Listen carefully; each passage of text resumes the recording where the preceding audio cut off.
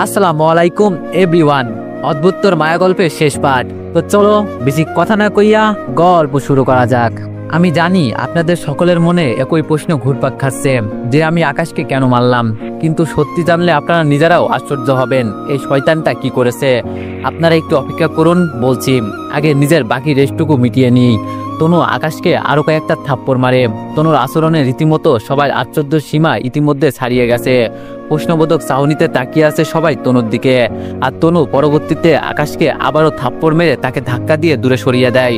আকাশ গালে হাত চেপে ধরে দাঁড়িয়ে আছে, লজ্জায় মাথা কাটা যাওয়ার মতো অবস্থা। তনু রেশ মিটিয়ে নিয়ে সবাইকে বলে, এবার সকলেই শুনুন, কারণটা বলছি। এই বদমাইশটা আমার অফিসে এসেছে খারাপ উদ্দেশ্য নিয়ে। শুরুতে আমি এই বিয়াদবের উদ্দেশ্য সম্পর্কে জানতে পারিনি, কিন্তু ধীরে ধীরে বুঝতে পারি এই ছেলের মতলব খারাপ। আমি একজনের সাথে সিরিয়াস একটা রিলেশনে রয়েছি, কিন্তু তারপরেও এই বদমাইশ ছেলে আমাকে একটা ফাঁদে ফেলে বিয়ে করেছে। অবশ্য সেই বিয়ের কোনো ভ্যালু নেই, কারণ কোর্টের একটা কাগজে সে আমার থেকে চালাকি করে সিগনেচার নিয়েছে। আর তাছাড়া সেই কাগজটা আমি কৌশলে জব্দ করে নিয়ে ছিঁড়ে ফেলেছি। কিন্তু এই ছেলের উদ্দেশ্য ছিল সে আমায় কৌশল করে বিয়ে করবে, যাতে করে সে আমার সম্পত্তি ভোগ করতে পারে। কিন্তু পরবর্তীতে আমি তার উদ্দেশ্য জানতে পেরে চালাকি করে আমার সিগনেচার করা কাগজটা নিজের আয়ত্ত করে নিয়ে নষ্ট করে ফেলেছি, যাতে সে আমার কোনো ক্ষতি করতে না পারে। আর আজকের আয়োজনের আসল উদ্দেশ্য হলো এই ছেলের ইতিহাস সম্পর্কে সবাইকে জানানো। এছাড়া আরেকটা উদ্দেশ্য আছে, সেটা হলো আগামীকাল আমি বিয়ে করতে যাচ্ছি, যেটার অগ্রিম দাওয়াত আপনাদের খাইয়ে দিলাম। আমার ধুমধাম করে বিয়ে করার কোনো ইচ্ছা নেই, কিন্তু আপনাদের একটা হক আছে, তাই আজকে অগ্রিম আয়োজন করলাম। আর আমি যাকে বিয়ে করব তার সাথে সকলের একবার পরিচয় করিয়ে দিই। এই সোয়ান, এইদিকে আসো। আকাশ লজ্জায় কিছুটা দূরে সরে দাঁড়ায়। সোয়ান তনুর কথা মতো কর্মচারীদের মধ্যে থেকে গিয়ে তনুর পাশে দাঁড়ায়। আর তনু সকলের সামনে সোয়ানের পরিচয় করিয়ে দেয় এবং আগামীকাল তনু আর সোয়ান বিয়ে করতে যাচ্ছে সেই বিষয়ে ঘোষণা করে। কিছুটা দূরে দাঁড়িয়ে আছে আকাশ, ভিতরটা জ্বলে পুড়ে ছারকার হয়ে যাচ্ছে আকাশের তনুর সমস্ত কথা শুনে। একটু আগে একগাদা মিথ্যা দোষ তনু আকাশের উপর চাপিয়ে দিয়েছে, যেটার একটাও সে করেনি। উল্টো তনু নিজেই সবকিছু করেছিল। আকাশ যেদিন জয়নিং এর জন্য আসে সেই দিন তনুই তাকে ফোর্স করে বিয়ে করেছে, আর আজ তনু তাকেই উল্টো অপবাদ দিয়ে সবার চোখে আসামি বানিয়ে দিয়েছে। আকাশ কখনোই এমনটা আশা করেনি তনুর থেকে। মন থেকে সত্যি সে তনুকে অনেক বেশি ভালোবাসতো, কিন্তু তনু শেষমেশ তার সাথেই চোখ উল্টো করে নিল। আকাশের কেমন যেন কোনো কিছুই বিশ্বাস হচ্ছে না, মনে হচ্ছে সে যেন কোনো দুঃস্বপ্ন দেখছে। তনু আর সোয়ানের দিকে ফেলফেল করে তাকিয়ে আছে আকাশ। ভিতরে ভিতরে প্রচন্ড আফসোস হচ্ছে। ভাবার কথা ছিল কি আর কি হলো। ভালোবাসার পরিণাম যে কতটা ভয়ানক হতে পারে সেটা আকাশ আজ বাস্তবে দাঁড়িয়ে নিজের চোখে দেখছে। পুরো অফিসের সবাই আকাশের দিকে ঘৃণার নজরে তাকিয়ে আছে। দু চারটে খুন করে কাঠগড়ায় দাঁড়ানো আসামির মতো দাঁড়িয়ে আছে আকাশ। সে আজ কিছু না করেও আসামি। তনু সোয়ানকে ডেকে নিয়ে সবার সাথে পরিচয় করিয়ে দেয়। সোয়ানের চোখে মুখে হাসি, আর আকাশ কষ্টের ঠিকাদারি নিয়েছে। তনু সোয়ানকে পরিচয় করিয়ে দিয়ে আকাশের কাছে যায়। গলার আওয়াজ ছোট করে আকাশ আর সে ছাড়া কেউ শুনতে না পায় এমন করে বলে, কিরে কেমন ফিলিংস হচ্ছে তোর? আজকের দিনটার জন্য বহুদিন ধরে অপেক্ষা করেছিলাম। কি ভেবেছিস তুই আমাকে বারবার অপমান করবি আর আমি তোকে ছেড়ে দিব? না রে, আমি এতটা দয়ালু নই। আমি সেই তনু যে কারোর দেওয়া কষ্টের কথা ভুলি না। কেউ আমায় একবার কষ্ট দিলে আমি তাকে সেটা সুদে আসলে 10 বার ফিরিয়ে দিই। তবে তোর ভাগ্যটা ভালো ছিল, তুই আমায় 5 বছর আগে অপমান করেছিস। তোদের জন্য আমার বাবা মারা গিয়েছে, কিন্তু আমি তোর বেলায় সেটা ভুলে গিয়েছিলাম। তবে তুই পরের বার আবারও একই কাজ করলে আমার পার্টিতে অপমান করে। আর সেদিন এই আমি ঠিক করে নিয়েছি, তোর উপরে অতীত এবং বর্তমানের সমস্ত প্রতিশোধ নিব। সেই কারণে আমি তোর সাথে অতিরিক্ত ভালোবাসার নাটক শুরু করেছিলাম। অবশ্য আমিও তোকে ভালোবাসতাম, কিন্তু তোর কারণে অপমানিত হওয়ার পর সমস্ত ভালোবাসা ঘৃণায় পরিণত হয়েছে। এছাড়া যদিও তুই আজাদ সাহেবের সাথে কথা বলে সব ঠিক করেছিস, কিন্তু আমি তনু যেটা একবার করব ভাবি সেটা করেই ছাড়ি। আর তোর কারণেই আমি বাধ্য হয়ে সোয়ানের সাথে সম্পর্ক করেছি, না হয়তো আজ আমি তোর সাথে থাকতাম। যে নারী অসম্ভব ভালোবাসতে জানে সে ঘৃণাও করতে জানে। তুই সেদিন ওই রকমটা না করলে আজ তোর এই দুঃসময় দেখতে হতো না। একে একে বেশ কয়েকবার তুই আমাকে আঘাত করেছিস, আর সেই সব তোকে ফিরিয়ে দেওয়ার পালা। আমার বাবা মারা গিয়েছে, কিন্তু তোরা কেউ সাহায্য করিসনি। তোরা যদি আমার বাবা সাহায্য করতি তাহলে আজও আমার বাবা জীবিত থাকতো। বাবার দুঃসময় আশায় তোরা সব কয়টা সাইড কেটে পড়েছিস। তার উপরে টাকার কারণে আমায় তুই অপমান করেছিস। কি জানো বলেছিলি তখন? আমি তোর যোগ্য না। আমার মতো অনেক মেয়ে দৈনিক তোর পিছনে ঘুরে। আজ দেখ তো কে কার যোগ্য না। তুই আমাকে গত 5 বছর আগে তুচ্ছ ভেবেছিলি, আজ দেখ আমার আশেপাশে আসার যোগ্য তোর নেই। তার উপরে আবার আমাকে পার্টিতে অপমান করা। হ্যাঁ দেখ এখন কেমন লাগে। সেদিন যখন সোহান অফিসে এসেছিল তার একদিন পর আমি সোহানের সাথে মিলে সব প্ল্যান করি। তোকে সোহান রাস্তার মাঝে আটকেছিল, এটাও আমাদের একটা প্ল্যানের অংশ ছিল। আমাদের ইচ্ছে ছিল তোকে কষিয়ে একটা মার দেওয়া, কিন্তু তুই সেদিন বেঁচে গেছিস পিস্তলের কারণে, আর আমাদের প্ল্যান বৃথা যায়। তারপর আবার নতুন করে প্ল্যান সাজাই আজকের জন্য। এত টাকা পয়সা নষ্ট করেছি শুধু তোকে অপমান অপদস্থ করার জন্য। তুই আমাকে ভরা মজলিসের সামনে অপমান করেছিস, তাই আমি ঠিক করেছিলাম তোকে একটা আয়োজন করে সেখানে ইচ্ছে মতো অপমান করব। সেটা তোকে আজ করলাম। আকাশের চোখ থেকে অশ্রু ঝরতে শুরু করে তনুর কথাই। যাকে সে সবটুকু দিয়ে ভালোবাসে সেই তনুই তার উপরে প্রতিশোধ নেওয়ার জন্য ভালোবাসার নামক জঘন্য একটা নাটক করেছে। দুই গাল লাল হয়ে গিয়েছে আকাশের তনুর থাপ্পড়ের কারণে। ভীষণ কষ্ট হচ্ছে আকাশের, টলমল করে চোখের পানি পড়ছে। কি পরিমাণ কষ্ট হচ্ছে আকাশের ভিতরে তা কারোর পক্ষে অনুমান করা সম্ভব না। তনুর দিকে ফ্যালফ্যাল করে তাকিয়ে আছে আকাশ। আকাশ ভাবছে আমি বরাবরের মতোই হতবাগা। আমি আমার দুঃখগুলো একটা গ্লাসে রাখি, গ্লাস গলে যায়। একটা কাঠের পাত্রে রাখি, তাতে আগুন ধরে যায়। একজন ঘৃণিত লোকের চুল্লিতে রাখি, ততক্ষণে সে মারা যায়। একটা উন্মুক্ত আগ্নেয়গিরির মুখের মধ্যে পুড়ে দিই, কিন্তু ওরা শূন্যপথে উত্তপ্ত লাভা হয়ে উড়ে যায়। আমার দুঃখগুলো কারোর সাথে ভাগাভাগি করার চেষ্টা করি, সে আমার মজা উড়িয়ে চলে যায়। আমি আমার দুঃখগুলো কোনো আলোকিত সমাজে রাখি, সেই সমাজে বিশৃঙ্খলা শুরু হয়ে যায়। আমার দুঃখগুলো আমি পুনরায় আমার নিজের ভিতরে ফিরিয়ে আনি, সেই দুঃখ আমায় কাঁদিয়ে ছারখার করে দেয়। আমি তাকে স্বার্থহীনভাবে ভালোবাসলাম, আর পরিশেষে সে আমার সাথে নৃশংসতা দেখালো। হায় রে দুনিয়া। তনুর দিকে তাকিয়ে চোখের পানি ছেড়ে মনে মনে আফসোস করছে আকাশ। তনুর বিন্দু পরিমাণ মায়া হচ্ছে না আকাশের চোখের পানি দেখে, উল্টো আরো প্রতিহিংসা দেখিয়ে বলে, আরে বাহ, তোর তো দেখি বেশ লজ্জা, অল্পতেই তোর চোখে পানি বেরিয়ে গেছে। আমি তো ভেবেছিলাম তোর মধ্যে লজ্জাবোধ বলতে কিছুই নেই, কিন্তু এখন দেখি তোর চোখ দিয়ে পানি পড়ছে। তার মানে একটু হলেও তোর ভিতরে লজ্জা আছে। তবে তোর লজ্জা থাকা না থাকা দিয়ে আমার কোনো লাভ নেই, আর তোর চোখের পানি দেখে আমি আর বলছি না। তাই তোর জন্য ভালো হবে বিতার চোখের পানিগুলো নষ্ট করিস না, কারণ এখন মাত্র একটা ধাপ গিয়েছে, আরেকটা ধাপ এখনো বাকি আছে। সেজন্য বলছি চোখের পানিগুলো আপাতত বাঁচিয়ে রাখ, একটু পর কাজে লাগবে। আকাশ তনুর কথা শুনে বুঝে উঠতে পারে না তনু কিসের ধাপের কথা বলছে। ইতিমধ্যে তনু আকাশকে সজোরে এক ধাক্কা দিয়ে উল্টে মাটিতে ফেলে দেয়, তারপর সে সরে যায়। সোহান এগিয়ে আসে আকাশের কাছে। আকাশ নিজেকে সামলে মাটি থেকে উঠার আগে আকাশের কলার চেপে সোহান ধরে। আকাশ পুরোপুরি নিশ্চুপ। সোহান আকাশের কানের দিকে নিজের মুখ কিছুটা এগিয়ে তনুর নাই দুইজন ব্যতীত কেউ না শোনে এমন করে বলে, খুব দেমাগ বেড়েছিল তোর তাই না? খুব অহংকার হচ্ছিল তোর তনুকে পেয়ে? দেখ তনু এখন আমার। আগামীকাল আমরা দুজনে বিয়ে করে সংসার শুরু করব। আগামীকাল সারা জীবনের জন্য তনু আমার হয়ে যাবে। আগামীকাল থেকে তোর তনুর শরীরে আমি স্পর্শ করব। ওর উপরে আগামীকাল একান্তই শুধু আমার অধিকার থাকবে। আকাশ সোহানের কথা শুনে সোহানের দিকে কিছুটা আক্রোশ নিয়ে তাকায়। সোহান আকাশের তাকানো দেখে আকাশকে বলে, সেই দিন পিস্তল নিয়ে বহু বাহাদুরি দেখিয়েছিস, কিন্তু আজ তোর বাহাদুরি আমি ছুটিয়ে দিব। সোহান আকাশের উপরে বসে নৃশংসভাবে আকাশকে মারতে আরম্ভ করে, কিন্তু আকাশ একটু টু শব্দও করে না, চুপচাপ পড়ে পড়ে মার খাচ্ছে। অফিসের সবাই দৃশ্যটা তাকিয়ে তাকিয়ে উপভোগ করছে। কেউ আকাশকে বাঁচাতে আসছে না, কারণ সবার নজরে আকাশ ঘৃণিত। সোহান আকাশকে মারতে মারতে আকাশের নাক মুখ ফাটিয়ে রক্ত বের করে ফেলেছে। নাক মুখ থেকে অনর্গল রক্ত পড়ছে আকাশের। কেউ কোনো মনুষ্যত্ব দেখাচ্ছে না আকাশের জন্য। সোহানের ভিতরেও কোনো মায়া দেয়া কাজ করছে না, সে প্রহার করেই চলেছে আকাশকে। এমন সময় অফিসের ম্যানেজার খালেক সাহেব দৌড়ে আসে আকাশকে বাঁচানোর জন্য। এত সময় বেচারা চাকরি হারানোর ভয়ে চুপচাপ করে থাকলেও এখন আর চুপ করে থাকতে পারে না। সাহস করে আকাশকে বাঁচাতে চলে আসে, কারণ কেউ না জানলেও খালেক সাহেব জানে আকাশ নির্দোষ। কয়েকদিন আগে তনু নিজেই তিনাকে বলেছে আকাশ তার হাজবেন্ড, কিন্তু যদি আকাশ সত্যি তাকে ফন্দি করে বিয়ে করত তাহলে তনু তিনাকে কখনোই ওইভাবে বলতো না।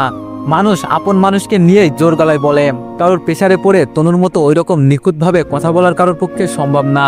খালেক সাহেব জোরপূর্বক সোহানকে আকাশের কাছ থেকে টেনে ছাড়িয়ে আকাশকে ধরে মাটি থেকে তোলে, কিন্তু সোহান আবারও তেড়ে যায় আকাশের মারার জন্য। খালেক সাহেব আকাশকে ছেড়ে সোহানকে আটকানোর চেষ্টা করে। এই সুযোগে পিছন থেকে আকাশ সামনে এগিয়ে গিয়ে শরীরের সমস্ত শক্তি দিয়ে সোহানকে কষি একটা লাগিয়ে দেয়, যার ফলে সোহান সাথে সাথে ঢুলে মাটিতে পড়ে যায়। আকাশের এক ঘুষিতে সোহানের দুনিয়াদারি উলটপালট হয়ে গিয়েছে। নাক ফেটে অনবরত রক্ত পড়ছে। রক্তের কারণে চেহারার নকশা বদলে গিয়েছে সোহানের। সারা মুখে রক্ত লাল হয়ে গিয়েছে। মাটির মধ্যে শুয়ে নাক চেপে ধরে আছে সোহান। তনু সোহানের অবস্থা দেখে সোহানের কাছে দৌড়ে আসে। আকাশ সোহানের অবস্থা সত্যি 12টা বাজিয়ে দিয়েছে। এত সময়ের প্রতিশোধ আকাশ একেবারে উঠিয়ে নিয়েছে হিসেব বরাবর। তবে আকাশের ভিতরটা ক্ষতবিক্ষত হয়ে যাচ্ছে তনুর আচরণে। রক্ত দুজনের শরীর থেকেই পড়ছে, কিন্তু তনু তাকে নয়, সোহানকে সামলাচ্ছে। রক্তের সাথে চোখের জল ঝর্ণার পানির ন্যায় টলমল করে পড়ছে আকাশের চোখ থেকে। হতবাগার মতো তাকিয়ে আছে তনুর দিকে আকাশ, আর তনু সোহানকে সামলে মাটি থেকে ধরে উঠে বসায়। আকাশের উপর প্রচন্ড রাগ উঠে যাচ্ছে তনুর। ইচ্ছে করছে আকাশকে এখনই খুন করে ফেলতে, তবে এমনটা করা সম্ভব নয়, কারণ অনেক মানুষজন রয়েছে উপস্থিত। তার উপরে একটা মানুষকে খুন করা দু চারটে কথা নয়। সোহানকে কোনো মতে সামলে রাগান্বিত কণ্ঠে আকাশকে বলে, আকাশ, এই মুহূর্তে তুই আমার অফিস থেকে বের হ, না হয় কিন্তু আমার হাতে তোর কোনো অঘটন ঘটবে। তোর কত বড় সাহস, তুই আমার সোহানের শরীরে আঘাত করিস? তুই এর জন্য কখনোই ক্ষমা পাবি না আকাশ, একদম জানে মেরে ফেলবো তোকে। আমার সোহানের গায়ে হাত উঠানোর ফল তোকে অবশ্যই ভোগ করতে হবে। অবশ্য আমার সমস্ত প্রতিশোধ নেওয়া শেষ তোর উপরে, কিন্তু একটু আগে যেটা করলি সেটার কারণে আমি নয়, সোহান তোর উপরে নিজেই প্রতিশোধ নিবে। আর সেই সময় আমি সোহানকে সঙ্গ দিব। তুই নিজের জীবনে আরো একটা মুসিবত ডেকে এনেছিস সোহানের উপরে হাত তুলে। আমার প্রতিশোধের পালা শেষ, কিন্তু সোহানের নতুন করে পালা শুরু হয়েছে। তুই পাতালে গিয়ে লুকিয়ে থাকলেও সোহান তোকে খুঁজে বের করবে। এবার আমার চোখের সামনে থেকে দূর হ। আগামীতে জানো আর কখনো তোর সাথে আমার দেখা না হয়, আর যদি হয়েও থাকে তাহলে জানো তোর লাশের সাথে আমার দেখা হয়। এখন বের হ তুই আমার অফিস থেকে। তোর মতো ছোট লোক আমার অফিসে থাকার কোনো যোগ্যতাই রাখে না। তনুর কথা শুনে আকাশের প্রচন্ড হাসি পায়। তনুর কথায় কোনো প্রত্যুত্তর না করে সজোরে হাসতে হাসতে তনুর অফিস থেকে বেরিয়ে চলে যায়। আপদ বিদায় হয়েছে। আকাশ চলে যাওয়ার পর তনু কয়েকজনের সাহায্য নিয়ে সোহানকে হসপিটালে নিয়ে যায়। ডাক্তার জানায় সোহানের নাকের ভিতরে হালকা করে চোট লেগেছে, তেমন বড় ধরনের কোনো ক্ষতি হয়নি। তনু শান্তিতে নিঃশ্বাস ফেলে ডক্টরের কথা শুনে। ভিতরে ভিতরে বেশ আনন্দ লাগছে তনুর। একে তো সোহানের তেমন বড় ধরনের কোনো ক্ষতি হয়নি, দ্বিতীয় আকাশের উপরে আসছে সমস্ত কিছুর প্রতিশোধ নিয়েছে। সোহানকে ডাক্তার দেখিয়ে বাসায় পৌঁছে দিয়ে আসে তনু। আনন্দের কোনো সীমা নাই তনুর। এর আগে কখনো তার কোনো কিছু নিয়ে এতটা আনন্দ হয়নি। আজ যে আনন্দটা হচ্ছে আকাশের উপরে প্ল্যান মোতাবেক সমস্ত প্রতিশোধ নিতে পেরে। খুশি মনে বাসায় এসে নিজের মাকে বলে, মা, আজ আমি বেশ খুশি। জানো, আজ আমি ওই আকাশের উপরে সমস্ত প্রতিশোধ নিয়েছি।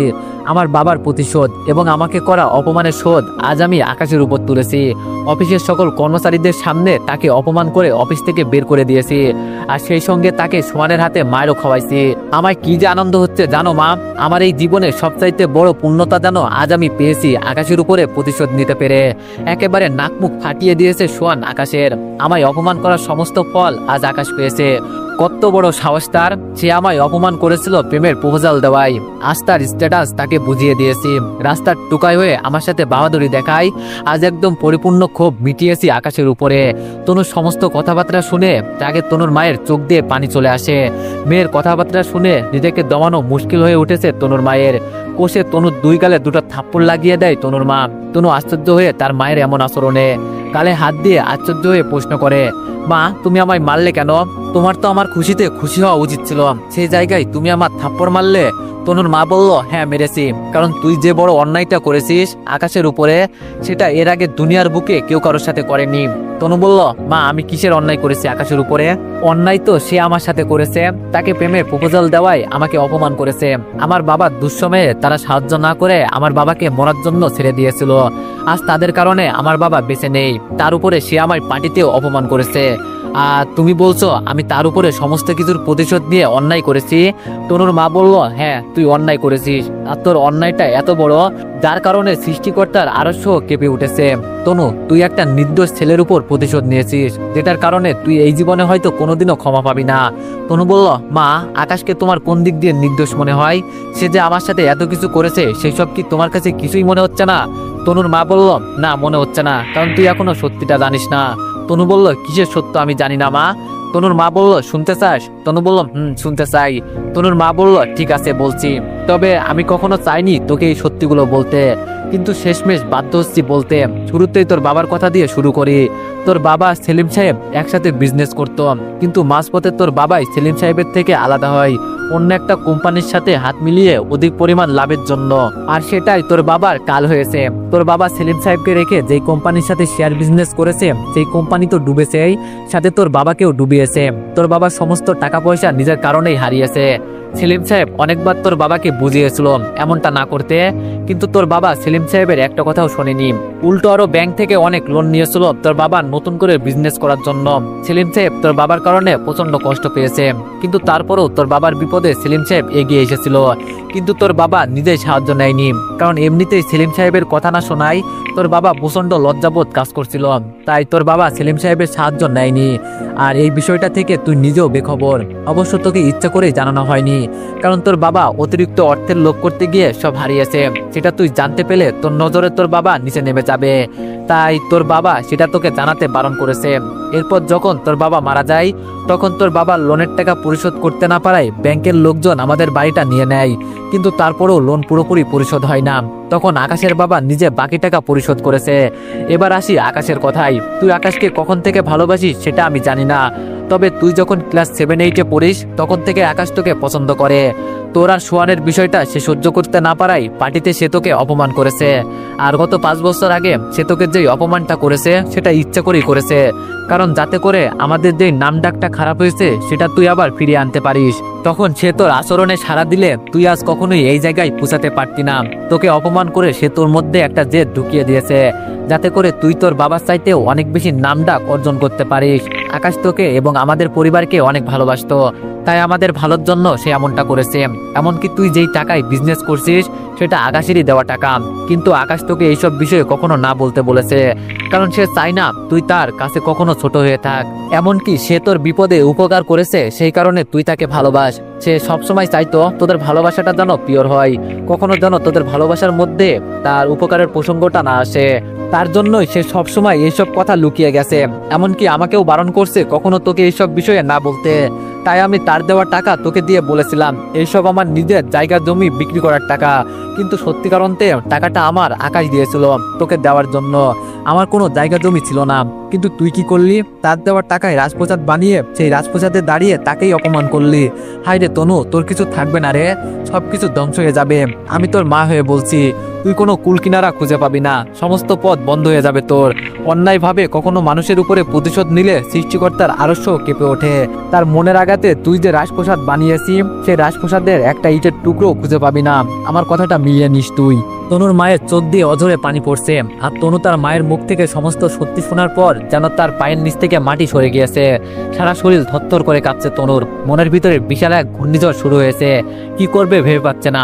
নিজের মায়ের মুখ থেকে অপ্রিয় সত্যিগুলো শোনার পর নিজের অনিচ্ছাতেই চোখ দিয়ে পানি পড়তে শুরু করছে।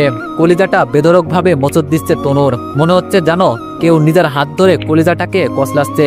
ধবাস করে মাটিতে বসে ফুপিয়ে কাঁদতে শুরু করে তনু। নিজের হাত দিয়েই সে সবকিছু শেষ করে ফেলেছে। কত বড় ভুল করেছে সেটা সে এখন উপলব্ধি করতে পারছে, কিন্তু এখন উপলব্ধি করে আর কি হবে? যা হবার তা তো হয়েই গিয়েছে। মেয়ের কান্নাতে মায়ের কলিজায় এক ফোঁটাও ফারাক পড়ছে না। যেখানে সন্তানের কান্নায় মায়ের ভিতরে ভূমিকম্প শুরু হয়, সেখানে তনুর কান্নায় তনুর মায়ের ভিতর পর্যন্ত পৌঁছাছে না। এত বড় পাপ করেছে তনু। উল্টো আরো রাগান্বিত কণ্ঠে মেয়েকে বলে, এখন কাঁদছিস কেন? তোর তো আনন্দে থাকার কথা প্রতিশোধ নিতে পেরে। আমি বারবার বলছিলাম এমনটা করিস না, যা হবার হয়ে গিয়েছে গত 5 বছর আগে, কিন্তু না, আমার কথা অমান্য করে তুই ঠিকই প্রতিশোধ নিয়েছি। আসলে তোর মতো মেয়ে আমি গর্বে ধরে নিজের গর্বকে কলঙ্কিত করেছি, এছাড়া আর কিছুই নয়। একদম কাঁদবি না, কাঁদলে গলা টিপে মেরে ফেলবো। মায়া কান্না থামা। তনু বলল, ও মা প্লিজ এইভাবে বলো না, সত্যি আমি অনেক বড় ভুল করে ফেলেছি না বুঝে। মা প্লিজ আমাকে একটা বার শুধরানোর সুযোগ দাও। তনুর মা বলল, আমার কাছে সুযোগ চেয়ে কোনো লাভ নেই, সুযোগ যার কাছে চাইলে কাজ হবে তার কাছে গিয়ে চাম। তনু মাটি থেকে উঠে দাঁড়ায়। তার মা ঠিক কথাই বলেছে, ক্ষমা তার আকাশের কাছে চাওয়াই উচিত। 1 সেকেন্ডও আর দেরি না করে গাড়ি নিয়ে আকাশের বাসায় চলে যায়, কিন্তু আকাশের বাসায় গিয়ে জানতে পারে আকাশ বাসায় যায়নি। বাসায় না পেয়ে গাড়ি নিয়ে এই দিক সেই দিক পাগলের মতো খুঁজতে থাকে আকাশকে, কিন্তু কোথাও আকাশের দেখা মেলে না। অসংখ্যবার ফোন করে, কিন্তু ফোন প্রতিবারই বন্ধ আসে। তনু না খেয়ে দিয়ে সেই বিকাল 4টা থেকে আকাশকে খুঁজে বেড়াচ্ছে। রাতের বাজে 11টা, এখনো আকাশের দেখা মেলেনি। রাস্তার এক পাশে গাড়ি থামিয়ে আকাশের মায়ের কাছে ফোন করে জিজ্ঞেস করে আকাশ বাড়ি গিয়েছে কিনা, কিন্তু আকাশের মা ভয়ার্ত কণ্ঠে জানায় আকাশ এখনো বাসায় ফেরেনি। এত রাত হয়ে গেছে কিন্তু এখনো আকাশ বাড়ি ফেরেনি। হতাশাগ্রস্ত হয়ে ছেলের বাড়ি ফিরে আসায় প্রত্যাশায় বসে আছে রহিমা বেগম। ওইদিকে তনুর ভিতরেও প্রচন্ড ভয় হচ্ছে আকাশকে নিয়ে। আবারও গাড়ি করে খুঁজতে শুরু করে আকাশকে। রাতের বাজে 12টা, এখনো অবধি আকাশের খোঁজ মেলেনি। এত খোঁজার পরেও না পেয়ে হতাশ হয়ে চোখের পানি ফেলতে ফেলতে বাড়ি ফিরে আসে তনু। শরীর প্রচন্ড ক্লান্ত, চোখের পানি গলাবে এখনো পড়ছে সেই বিকাল থেকে। বাড়ি ফিরে ক্লান্ত শরীর নিয়ে নিজের রুমে প্রবেশ করে। এমন সময় হুট করে তনু দেখে আকাশ তার রুমের মধ্যে দাঁড়িয়ে আছে। তনু আকাশকে দেখতে পেয়ে কোনো কথাবার্তা ছাড়া এক দৌড়ে আকাশের কাছে গিয়ে আকাশকে জড়িয়ে ধরে। আকাশ কোনো কথাবার্তা বলছে না, চুপ করে দাঁড়িয়ে আছে। তনু উপলব্ধি করতে পারে আকাশের মনে প্রচন্ড অভিমান জন্মেছে। অভিমান ভাঙাতে আকাশের চোখে মুখে অসংখ্য চুমু এঁকে দেয় তনু, কিন্তু তাও আকাশ কোনো কথাবার্তা বলে না। তনু বুঝতে পারে আকাশের রাগ এভাবে ভাঙবে না। আকাশের রাগ ভাঙাতে হলে অন্য কিছু করতে হবে।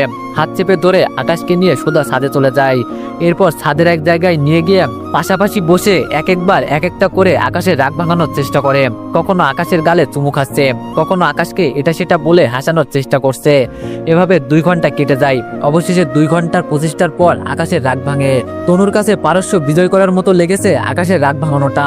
তনুর পাগলামি দেখে মুচকে এসে দেয় আকাশ। তনুর মুখেও হাসি ফুটে ওঠে আকাশের রাগ ভাঙাতে পেরে। এমন সময় তনুর কাছে একটা ফোন আসে। কাদের মধ্যে ঝুলে থাকা ছোট্ট সাইড ব্যাগ থেকে ফোনটা বের করে রিসিভ করে তনু। তখনই অপর পাশ থেকে একজন বলে ওঠে, 2 ঘন্টা আগে রোড অ্যাক্সিডেন্টে একজন লোক মারা গিয়েছে। জিনার শরীর অ্যাক্সিডেন্টে একদম ক্ষতবিক্ষত হয়ে গিয়েছে। আমরা কোনোভাবেই শনাক্ত করতে পারছি না কে লোকটা, তাই লাশের বিষয়ে কাউকে ইনফর্ম করতে পারছিলাম না। তবে আমরা ওনাকে সার্চ করে শুরুতেই ওনার একটা মানি ব্যাগ পেয়েছি, যেখানে স্বর্ণকারের দোকানের একটা রিসিট ছিল। এছাড়া আর কোনো আইডেন্টি ছিল না। তাই আমরা রিসিটের দেওয়া নাম্বারে ফোন করেছিলাম। তখন উনি বলল ওনাকে চিনে না। তবে কয়েকদিন আগে উনি কানের এক জোড়া দুল বন্ধক দিয়ে 10,000 টাকা নিয়েছে। এছাড়া ওনার বিষয়ে আর কিছুই জানে না। কিন্তু একটু আগে ঘটনাস্থলে আমরা একটা ফোন খুঁজে পেয়েছি, যেটা বন্ধ ছিল। তবে আমরা ফোনটা চালু করার পর দেখি আপনার নাম পার্টনার দিয়ে সেভ করা এবং আপনার নাম্বারে অনেকগুলো মিস কল। তাই আমরা আপনাকে ফোন করেছি। আপনি কি ওনার কিছু হন? তনু লোকটার কথা শুনে পাশে তাকাতেই দেখে আকাশ নেই। তনু বুঝে ফেলে এত সময় তার সাথে কেউই ছিল না। আকাশ 2 ঘন্টা আগেই রোড অ্যাক্সিডেন্টে দুনিয়ার মায়া ত্যাগ করেছে। আর সে নিজের সাথে এত সময় একা বক বক করেছে। তনুর হাত থেকে ফোনটা নিচে পড়ে যায়। সেই সঙ্গে তনু বিকট আওয়াজে এক চিৎকার মারে। মনে হচ্ছে যেন কেউ তনুর বুকে ছুরি মেরেছে। তনু চিৎকার করে কান্না শুরু করে দেয়, আর সেই সঙ্গে চিৎকার করে বলতে থাকে, আকাশ প্লিজ ফিরে এসো। আমি তোমার সত্যিকারের ভালোবাসাটা বুঝতে পারিনি। তুমি আমায় উচ্চাসনে বসিয়েছো, আর আমি তোমায় মৃত্যু উপহার দিয়েছি। আজ আমি জেনে গেছি তুমি সেই দিন টাকাগুলো কোথা থেকে পেয়েছিলে। আমায় অনেক বড় সারপ্রাইজ দিয়েছিলে তুমি সেই দিন, আর পরিশেষে আমিও তোমায় সারপ্রাইজ দিলাম অপমান আর লাঞ্ছনা করে। আকাশ প্লিজ ফিরে এসো। আমি তোমার পা ধরে নিজের ভুলের জন্য ক্ষমা চেতে চাই। আমি তোমার সাথে সারা জীবন কাটাতে চাই। প্লিজ ফিরে এসো আকাশ। তনু চিৎকার করে কান্না করছে আর পাগলের মতো প্রলাপ করছে। তনু হয়তো ভুলে গেছে যে একবার সৃষ্টিকর্তার ডাকে সাড়া দেয় সে আর কখনোই ফিরে আসে না। সঠিক বেলা ফুরিয়ে গেছে। অবহেলায় 1000বার চাইলেও সেটা আর কাজে দিবে না। একটা প্রবাদ আছে, সবকিছুর সাথে আপদ চললেও নিজের আত্মসম্মানের সাথে কখনো আপদ চলে না।